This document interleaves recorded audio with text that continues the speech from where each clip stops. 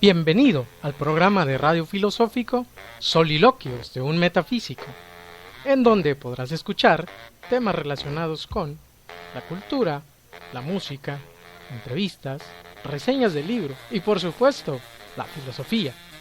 ¡Comenzamos!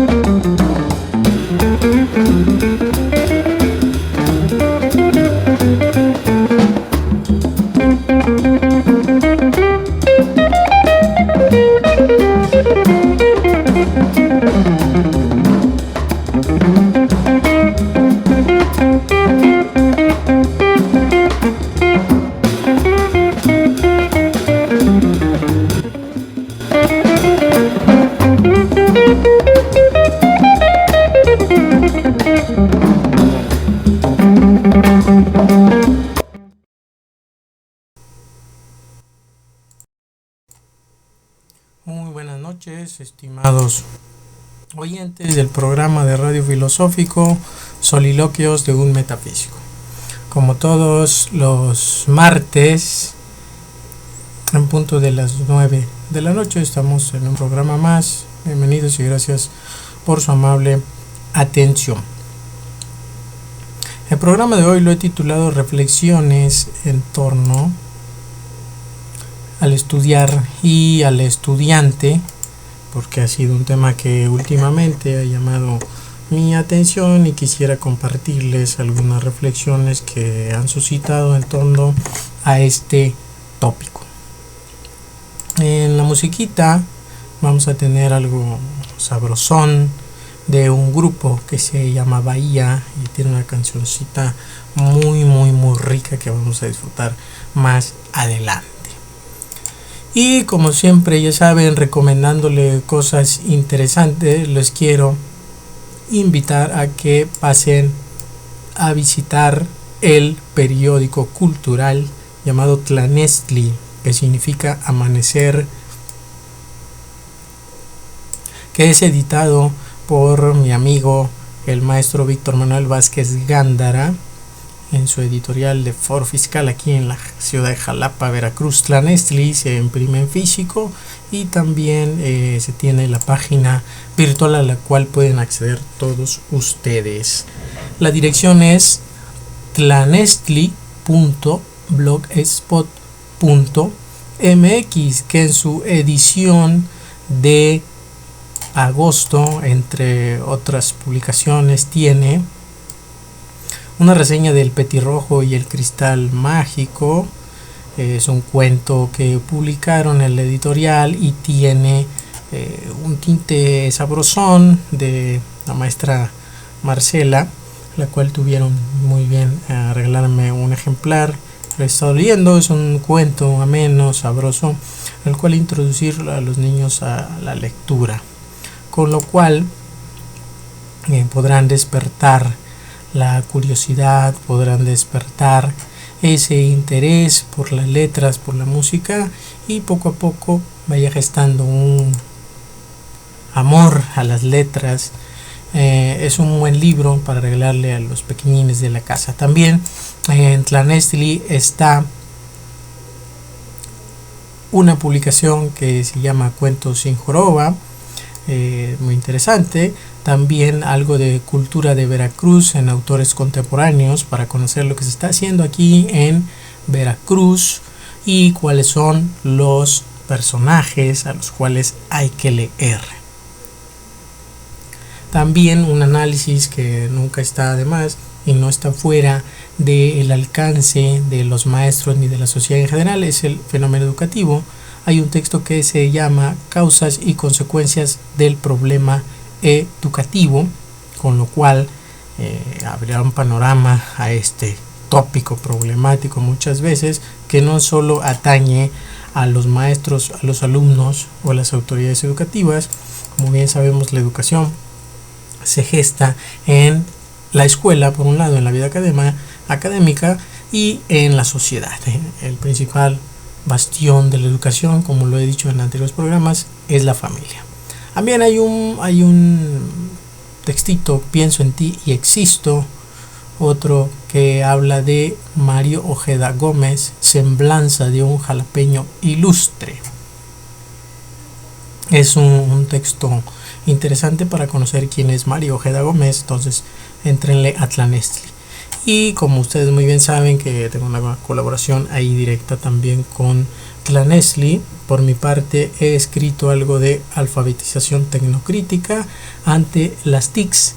Otro de los tópicos que me ha interesado y que quiero compartirles es este proceso de la apropiación de las tecnologías en las sustantividades humanas y especialmente en el ámbito educativo, por la injerencia que tiene en la vida y también en la injerencia que se tiene en y cada una de las personas que están involucradas en el proceso educativo, no solamente la escuela o el docente o el alumno, sino la forma en que nos vamos haciendo una identidad y vamos enrolándonos con las tecnologías.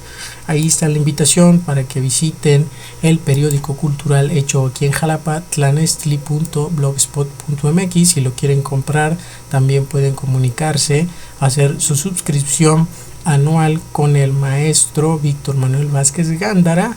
Entren al blog y ahí lo pueden contactar para que tengan el periódico, o si gustan tenerlo en físico, o si no, pues pidan su ejemplar en PDF o aquí en línea. Espero les gusten estas recomendaciones. También quiero recordarles que ya se está realizando el COREM 5, Congreso Regional Multidisciplinario de la Sociedad Mexicana de Estudios Sociales, Filosóficos y Humanísticos, ANEF-AC, allá en la ciudad de Tuxtla Gutiérrez, Chiapas. Saludos para mis compatriotas, para mis compañeros, que tiene por tema hacia la construcción de una comunidad crítica, en donde participan alumnos, docentes de la Universidad Autónoma de Chiapas, la UNACH, también la Universidad de Ciencias y Artes de Chiapas, la UNICACH y la Universidad Intercultural de Chiapas, la UNICH, y la Asociación Filosófica de México. Están discutiendo este tema importante para la construcción de personas críticas en nuestro diario vivir, y sobre ese tema están hablando allá a través de ANEF en el Congreso Regional Multidisciplinario. Saludos a todos los compañeros de ANEF que hacen este esfuerzo y que ya llevan 5 años trabajando en pro de las humanidades, la filosofía y las ciencias sociales en la divulgación, generación y apropiación del conocimiento. Si quieren buscarlo en Facebook, sale como ANEF-AC y ahí pueden ver todas las conferencias y fotos que están subiendo. También el cartel. Hoy estuvo el doctor Mario Teodoro Ramírez del Instituto de Investigaciones Filosóficas Lividoro de la Universidad Michoacana, hablando de contra la posmodernidad hacia un racionalismo filosófico. Como sabemos que el doctor Mario Teodoro es un especialista en filosofía de la cultura. Hay también ponencias, conferencias, también hay presentaciones musicales y demás actividades. Si nos escuchan por allá en Chiapas, es un momento de estar en sintonía, de participar en el COREM 5 de ANEF. Pueden bajar el programa en PDF entrando a ANEF AC en Facebook. Ahí lo pueden encontrar y pueden disfrutar de las actividades que están haciendo por allá.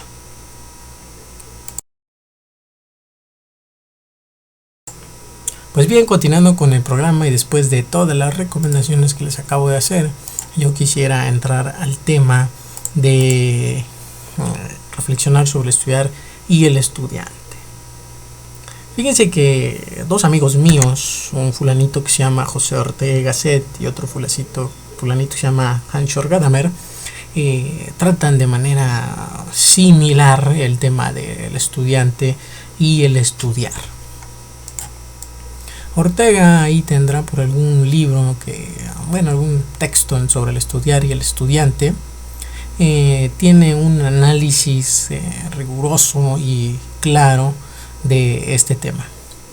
Aunque él empieza y lo enfoca más sobre estudiar metafísica, y es un curso que dio donde empieza diciendo que en su curso van a estudiar metafísica, y a continuación dice, pero esto es radicalmente falso. No solo porque estudiar metafísica es algo inauténtico, sino porque el mismo estudiar es una actividad falsaria. Por lo que hace notar que el saber es totalmente distinto al estudiar, dado que el que se dedica al estudiar busca una verdad de la que se siente en íntima necesidad, en un sentido tal vez socrático. Pero si bien dice que el estudiante memoriza y repite categorías o los conceptos más claves para aprobar una asignatura, percibe también que el conocimiento es algo diferente a él, ajeno a su vida, y solamente se dedica a repetir. Por lo tanto, esa postura ante el estudiar y del estudiante es un conocimiento falso y carente de verdad. Pues, aunque pudiera decirse que se sabe todas las categorías de la estética trascendental, de la parte kantiana, el repetirlas sin más, sin ton ni son, no le significa un avance en su saber, mucho menos en su conocimiento, sino una simple repetición y erudición. Aunque el conocimiento es transmisión, también debe ser una actitud lo que se tenga que tener y enfrentarse a la vida y adoptar ese saber como suyo, que llevará al aceptamiento de las verdades y no solamente a la repetición, lo que es una actitud falsa, una actitud de fingir como una necesidad propia algo de lo que no es. Y bueno, va haciendo más anotaciones, va haciendo más puntualizaciones, pero lo que quiero centrarme básicamente con Ortega por este momento es el que nos está haciendo demostración de precisamente que el estudiar y el estudiante no son cosas, primero, no son cosas iguales.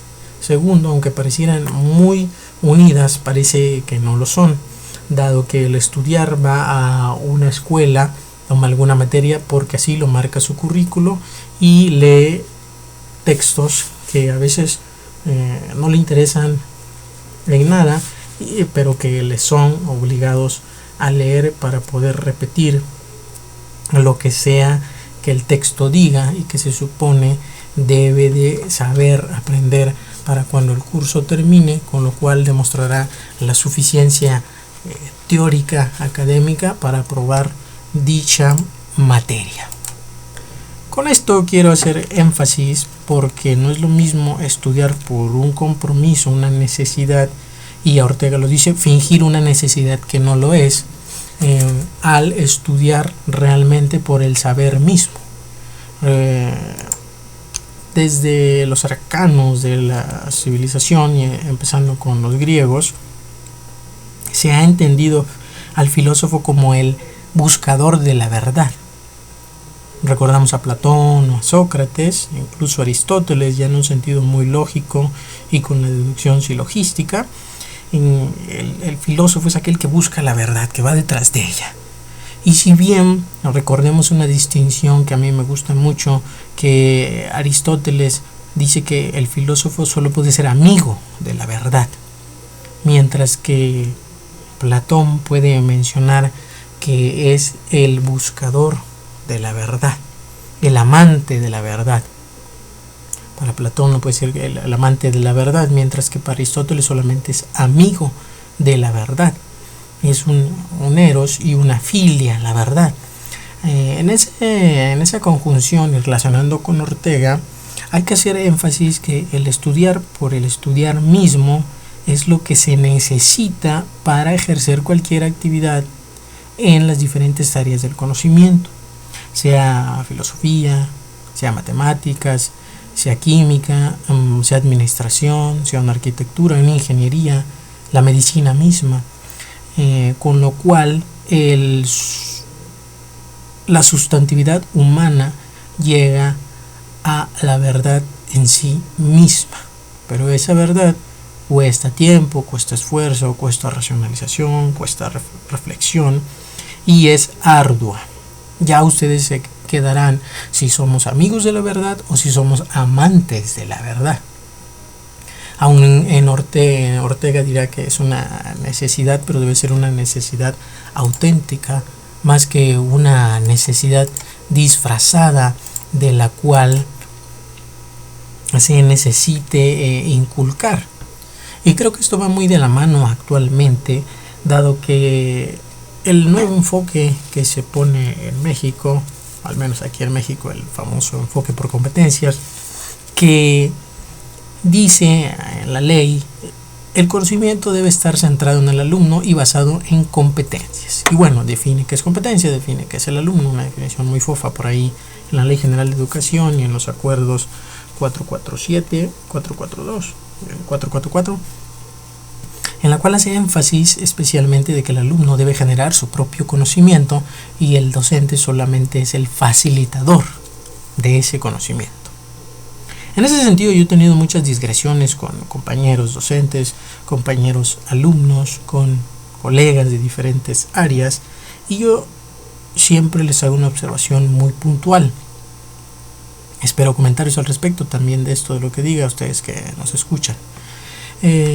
Lo que yo sostengo es que primero, la educación por competencias no es el mejor modelo para aplicar en una sociedad que de entrada no es educada. No es educada, ni es sistemática y no es coherente. Tampoco se caracteriza por tener el mejor esfuerzo. Dado eso, la educación por competencias no se puede lograr, creo que ni a un 50%, porque dice que el conocimiento y los saberes deben de recaer en el alumno, que el alumno tenga el deseo de aprender, de generar su propio conocimiento. Y yo siempre les digo a mis compañeros alumnos que ese sistema y esa ley, la Ley General de Educación basada en competencias, presupone que el alumno llega a estudiar a la escuela, presupone que el alumno desea estudiar, presupone también que el alumno en cualquier nivel, no estoy hablando solo de nivel de maestría, que es el que tengo más contacto, sino de todos los niveles, desde preescolar hasta doctorado, presupone que el alumno quiere aprender. Claro, son contadas las personas con los dedos que llegan a aprender por aprender y se meten a estudiar porque realmente lo desean, pero la gran mayoría va a la escuela obligado, por sacar un papel, o simplemente porque tiene que ir a la escuela, pero en conciencia crítica, en reflexión, no desea ir a la escuela, prefiere hacer otra cosa. Incluso estando en la escuela se distrae con cualquier cosa. Lo más común es estar en el WhatsApp, en el Face, en el Twitter, en el YouTube, leyendo chistes, pero nunca se está al 100% en esa actividad académica que le necesita de su atención solamente 5 o 6 horas. Por lo cual, el enfoque por competencias que lleva al alumno a buscar su conocimiento, a generar su conocimiento, no se puede completar. Uno, bueno, pues por todas estas razones que les he dicho, y dos, porque nos han impuesto a la escuela no como algo que nos va a ayudar como personas en los diferentes ámbitos de la vida, sino que es más una obligación, es algo oneroso, algo pesado, un lastre que hay que ir. Nadie se levanta y dice, sí, hoy voy a ir a la escuela porque quiero aprender la diferencia entre la razón y la inteligencia, o porque hoy me quiero aprender el modus ponens y los axiomas, o porque hoy quiero saber qué dice la historia de Simón Bolívar, o porque hoy quiero saber cómo se saca la raíz cuadrada. Nadie se levanta pensando en eso, aún muy pocas hay excepción.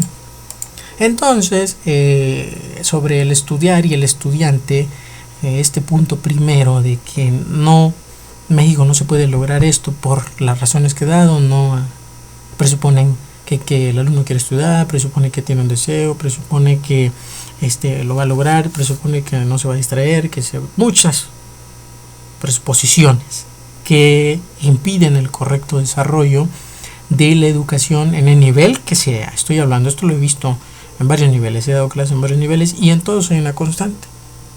Esto, presuponer algo por un lado del estudiante, y el estudiante presupone algo de que pues yo voy a la escuela, escucho, lo memorizo y al rato en el examen lo vomito, lo repito, lo vacío.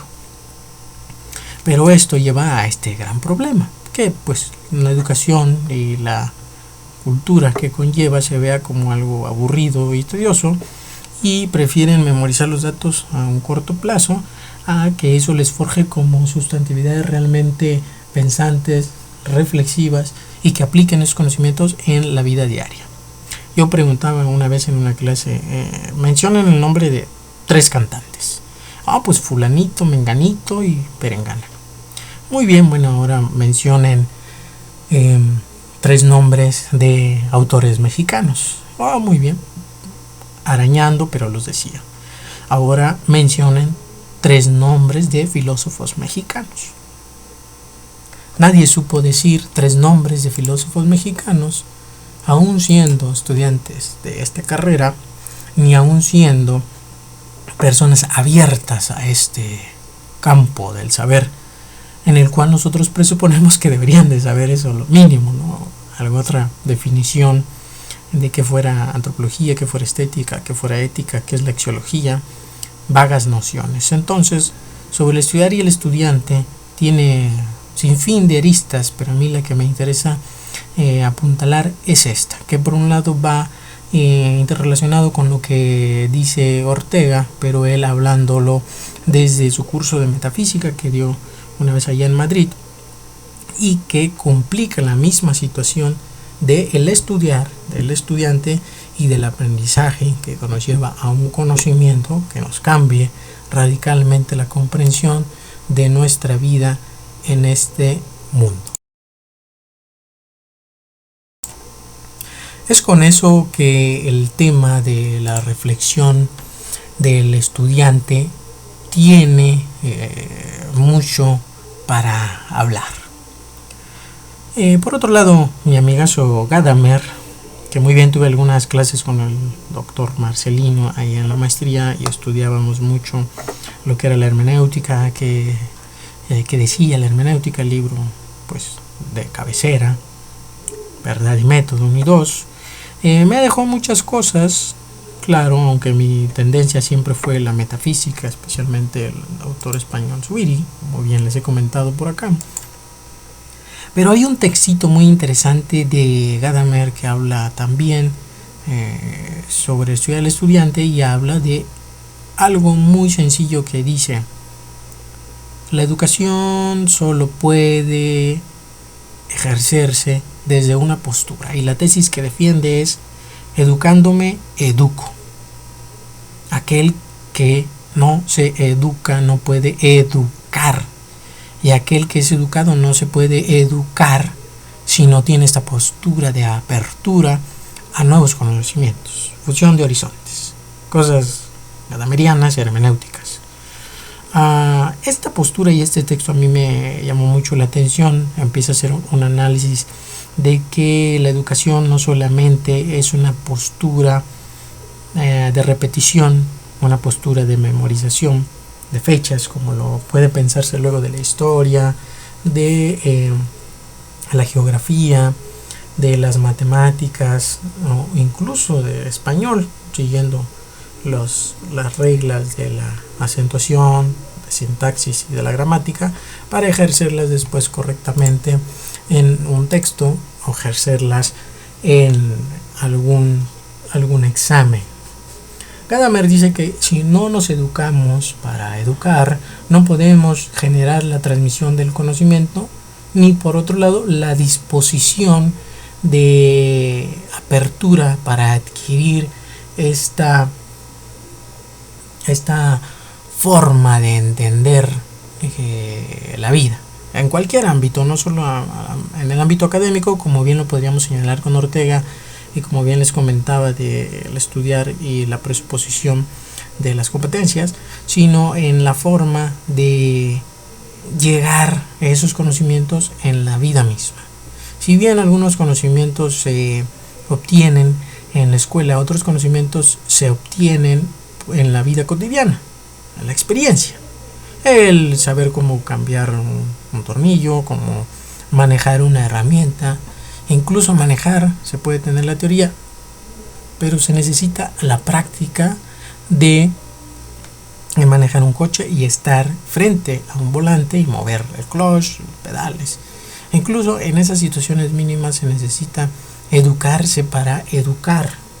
Y ahí el papel del docente como transmisor no solamente de conocimiento, sino de actitud ante esta tarea ingente del pensar, es necesaria para generar el cambio, el rumbo de una nueva sociedad y de un nuevo individuo, de una nueva sustantividad,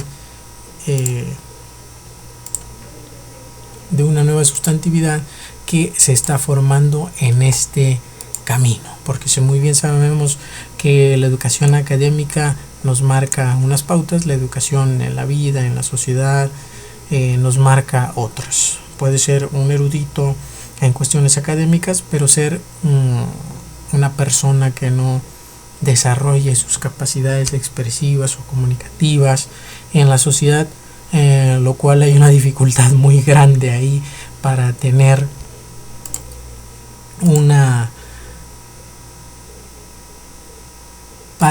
un correcto desenvolvimiento en la vida cotidiana. O al revés, se puede ser muy bueno en la vida cotidiana, ser un parlanchín, ser muy ocurrente, muy comunicativo, pero en la escuela, en la academia, no se da ni un ápice de genialidad, vaya. O sea, los extremos se tocan, y en ese sentido hay que ser muy aristotélicos, ¿no? Buscar el justo medio para poder sopesar las dos regiones de la vida humana. Es así que tanto Ortega y Gadamer nos hacen reflexionar sobre la situación del estudiar y el estudiante.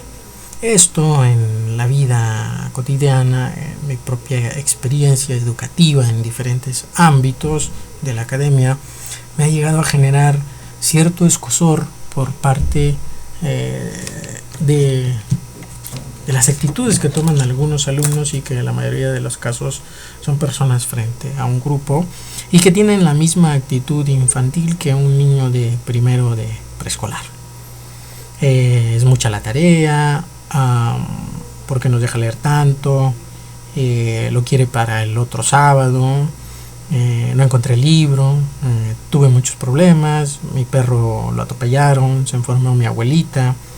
Excusas, pretextos y nunca una postura de responsabilidad ante una actividad que, pienso yo, voluntariamente han aceptado como la hacía de estudiar una licenciatura, estudiar una maestría, estudiar un diplomado, un curso de actualización, un curso, un coloquio, ir a un congreso, diferentes actividades.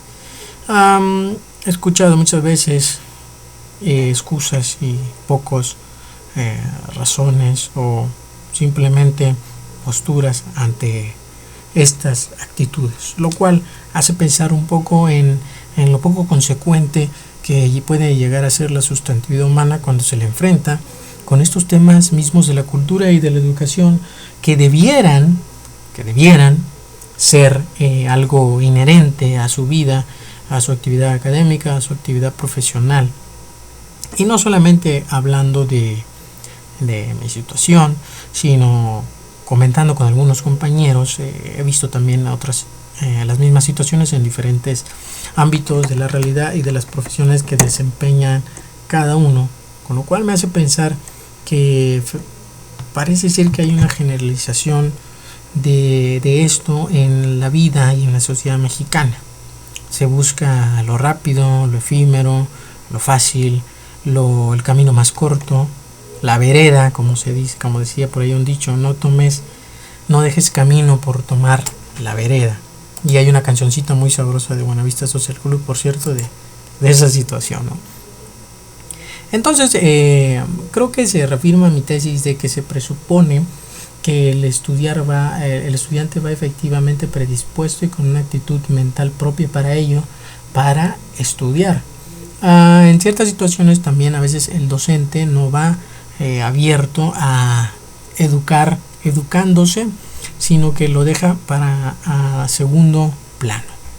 En ese sentido, había leído un texto de Héctor Noé Esquivel ahí en Lámpara de Diógenes, si lo quieren buscar, se habla de reflexión en torno a la educación y educación en valores, muy bueno por cierto.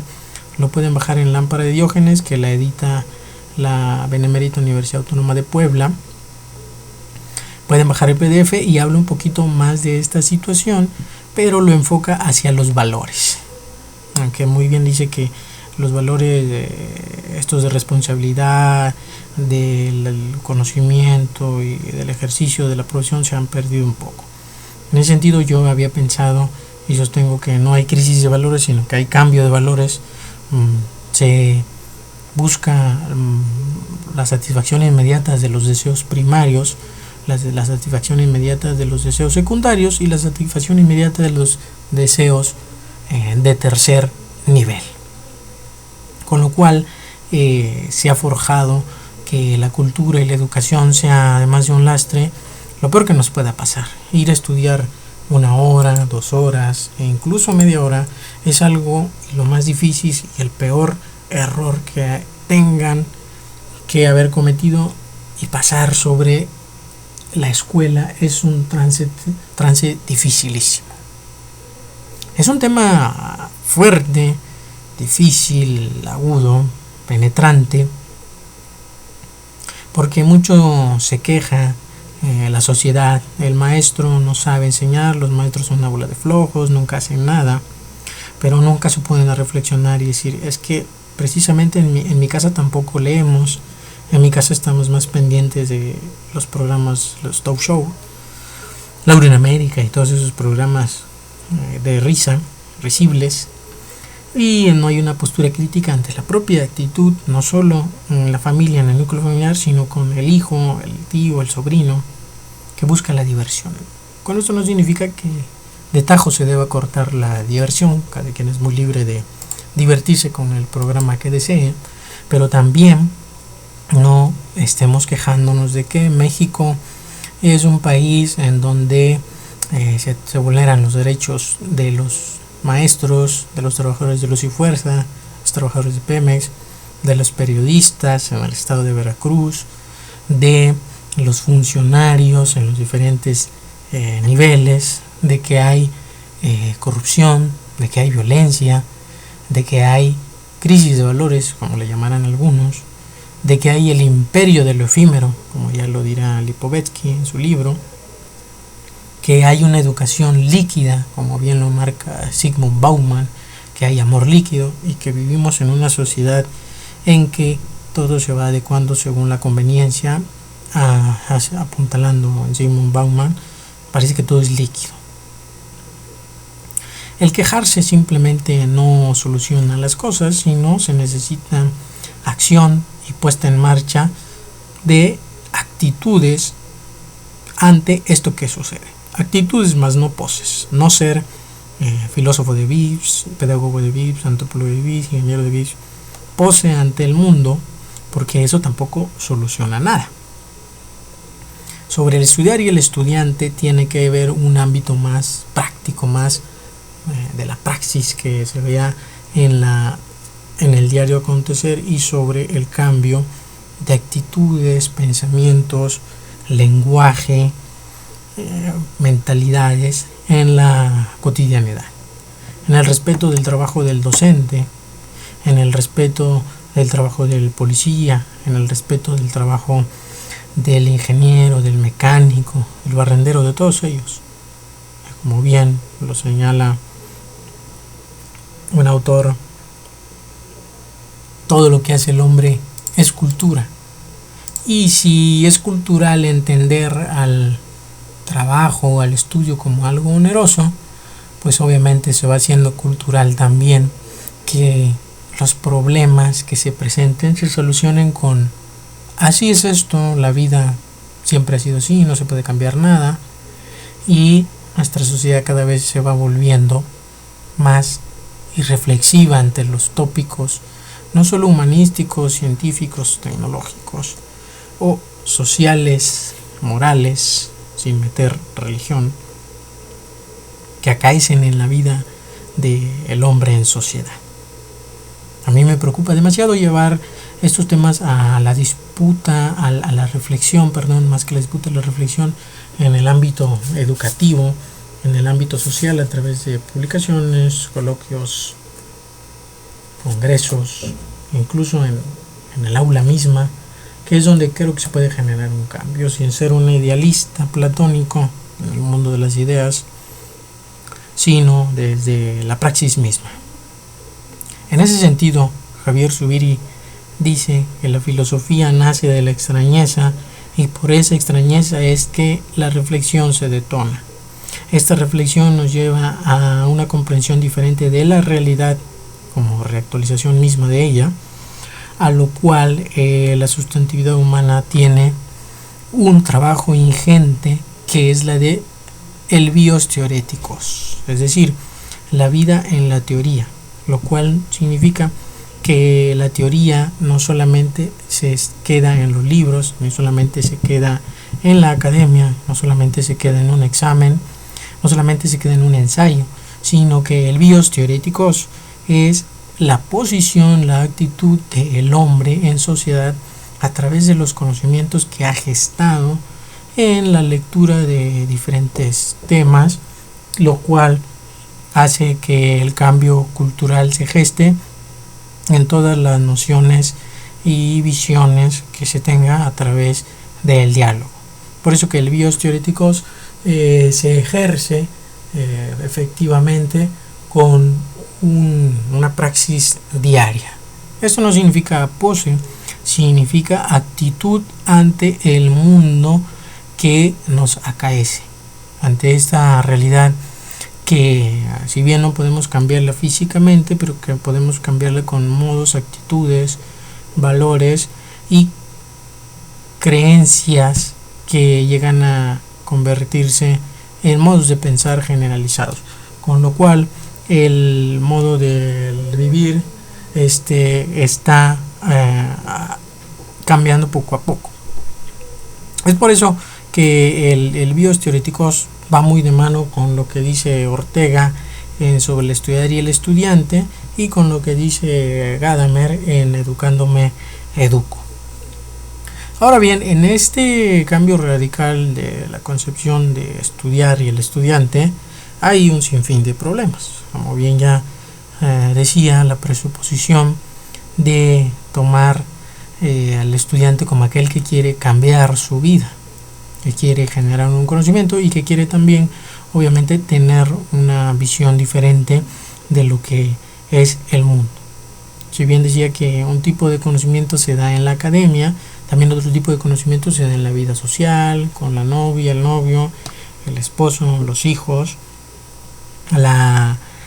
con la convivencia en la religión que sea, muy respetable, y todo eso nos va cambiando la forma de ser. En el estudiar y el estudiante, la dificultad y la novedad con la que se encuentran estudiantes incluso de las carreras humanísticas que están apegados a las tecnologías, mucho esto lo veo actualmente, pasan 2 segundos y no entienden que sea lógica, que sea logística, que sea historia, la filosofía, que sea metafísica, la buscan directamente en Google. Primer error, porque lo primero que deberían de hacer es ir a un libro y buscarlo.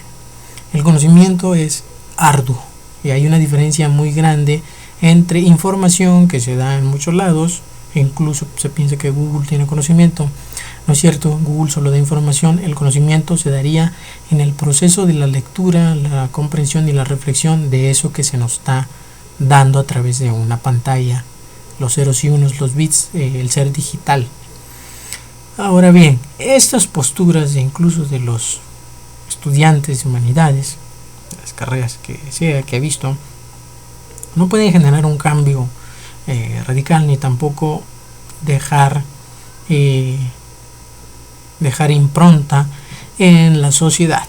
Por eso se ha ido perdiendo tanto la figura del verdadero sabio, del verdadero intelectual, por la de aquel pseudo sabio, pseudo intelectual, pseudo maestro, pseudo estudiante, lo cual hace ahí una unión, hay una imbricación entre el estudiar y el estudiante con el pseudo estudiante, el pseudo maestro, por la difícil conexión que se encuentra entre la información y el conocimiento. La apropiación y gestación del conocimiento se da a través de un proceso difícil, lento, reflexivo, que pocos están dispuestos a asumir. Allí hay otro gran problema. Un último problema que quisiera comentarles sobre el estudiar y el estudiante es esta falsa visión de que el conocimiento muchas veces no deja nada bueno. Y por bueno significa, aquí lo entiendo así, una vida económica digna, una posición social destacable, una reputación alta, incluso un respeto en la propia comunidad, incluso en la familia. Esto lo digo porque no es lo mismo decir que se va a estudiar medicina, arquitectura, administración, diseño gráfico, informática, decir pues voy a estudiar antropología, historia, pedagogía, filosofía ni se diga porque dicen que te vas a quedar loco o que no vas a tener para comer, vas a vivir debajo de un árbol. Incluso hay memes en la red que en lo personal me desagradan mucho porque ese tipo de imágenes caen en la presuposición de que el que se dedica a la actividad filosófica, 1 es un vago, 2 no sirve para nada y 3 es el más pobre de los pobres. Esto no es cierto y la actividad filosófica tiene una dignidad intrínseca que pocos entienden, pocos saben explicar y que pocos la viven. Obviamente no se va a salir en las revistas de moda, no se va a salir en la televisión, no se va a salir en el radio y en los espacios muchas veces destinados a la cultura y a la educación, porque hay filtros para que la sociedad sea menos pensante y acate los mensajes que se transmiten por los medios masivos de comunicación. John Rawls, en su libro de la justicia, teoría de la justicia, habla de los 7 filtros para controlar a las masas. Michel Foucault también lo hará desde otro punto de vista, en un análisis más del poder. Pero bien, no voy a entrar en esos vericuetos.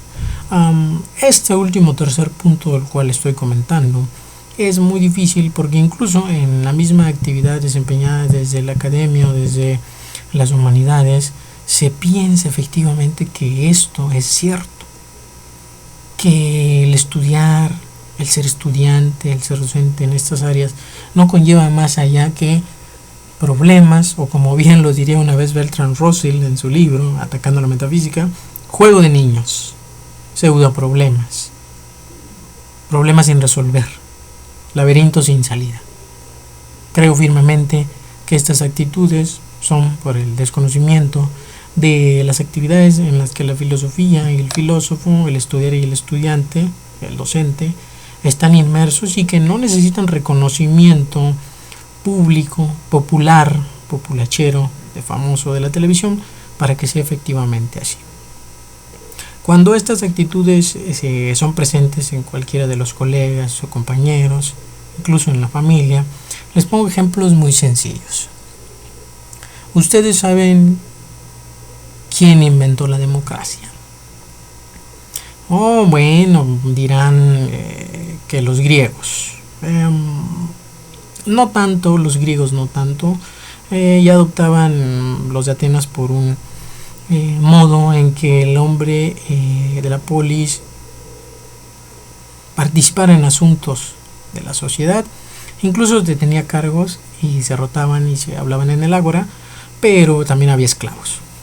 Esta noción viene de mi amigazo Juan Jacobo Rousseau en el Contrato Social, en el cual expone para la pequeña ciudad de Ginebra, país de Ginebra, una visión de una sociedad tripartita en donde tres poderes tuvieran la misma igualdad y ejercieran justicia en su término efectivo de proteger al individuo, garantizándole sus derechos básicos, vivienda, protección, alimento, a cambio de someterse a estos tres poderes y acatar las leyes y reglamentos que de ellas emanaran.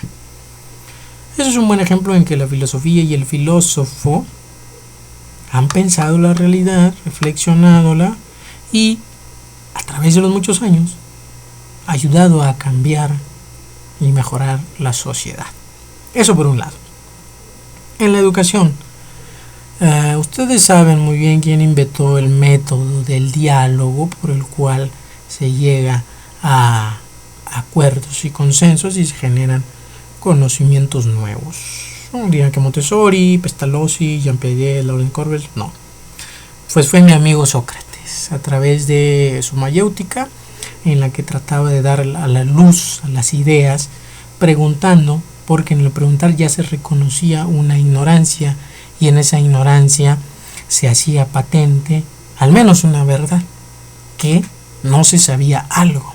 Ese algo había que buscarlo y llevarlo hasta sus últimas consecuencias para poder así gestar aunque sea un mínimo conocimiento. Él lo trató de hacer desde una parte ética, tratando de definir correctamente conceptos como la verdad, la belleza, la justicia y demás conceptos que muy bien podemos leer ahora en los diálogos de Platón, en donde casualmente el protagonista siempre es mi amigo Sócrates, ¿no? Ahí en Libros y Soliloquios de un Metafísico, que está en Facebook, hagan la solicitud, yo se las apruebo. Hay muchos libros en PDF que les voy compartiendo, que espero que sean de gran ayuda. Hay desde griegos, posmodernos, autores malditos que le llaman algunos, educadores, pedagogos, filósofos, muchos libros que les comparto.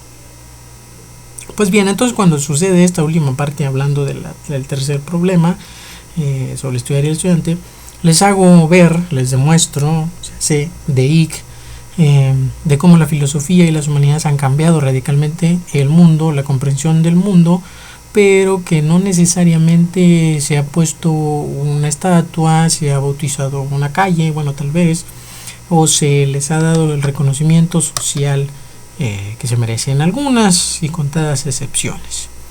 Pero al fin y al cabo, la filosofía, el filósofo, el estudiar, el estudiante y el docente no buscan eso intrínsecamente, buscan la verdad como tal, aunque suene muy platónico, y esto lleva al reconocimiento de la falta de aceptación, de los prejuicios, del señalamiento de la actividad humanística en la sociedad, que mucha falta hace en esta sociedad hipertecnologizada, en esta sociedad de la tecnología, en la era de la información que apenas está empezando, llevamos pocos años y se ha adelantado en el conglomerado social toda la tecnociencia. Ortega también ya reflexionaba sobre la técnica, Heidegger también, Zubiri lo hacía en su libro sobre el hombre, en un apartado muy pequeño, muy interesante por el que lo quiera leer, y demás autores habían reflexionado sobre esto. Ahora bien, el tiempo será el encargado de dar la razón, de refutarlo con el momento que se viva. Pero hasta ahora, y lo hemos comprobado en los milenios, que no muchos que llevamos aquí en la Tierra, que las reflexiones fuertes, sesudas, largas de los filósofos, los pedagogos, los antropólogos, los historiadores, los lingüistas, los filólogos, los psicólogos y todos los que entran en el área de las llamadas ciencias sociales y humanidades han tenido razón. Y actualmente se usan términos que se han acuñado desde estas disciplinas y que los tomamos como ultra obvios, y aún así se atreven a cuestionar de que estas carreras no tienen una injerencia efectiva en la cotidianidad, por eso muchas veces las quieren desaparecer. Pero muy bien, esto no es así, eso es lo bueno. Esta reflexión sobre el estudiar el estudiante la hago por terminada para dejar un poco un lado de música, y por otro lado es una exhortación para que reflexiones, comentes aquí en el programa de Radio Filosófico Soliloquios de un Metafísico, en la página de mixlr.com/soliloquios de Metafísico, o también busques el programa en YouTube como Soliloquios de Metafísico, qué raro, o en Facebook me contactes como Soliloquios de un Metafísico. Y espero tus comentarios, si quieres algún tema, un autor del cual pueda hablar, la sugerencia, pues bueno, hazla llegar y estaré complaciendo estas peticiones. Antes ya hablamos de existencialismo, de antropología filosófica, de lógica, de Kant y de muchas otras cosas, ¿no? Espero esta reflexión te haya gustado, te incite a pensar, a divulgar y a comentarla. Por mi parte es todo, te dejo con una musiquita de Bahía que se titula Slick Team. Recuerda, la filosofía no es aburrida, todo depende cómo te la cuente.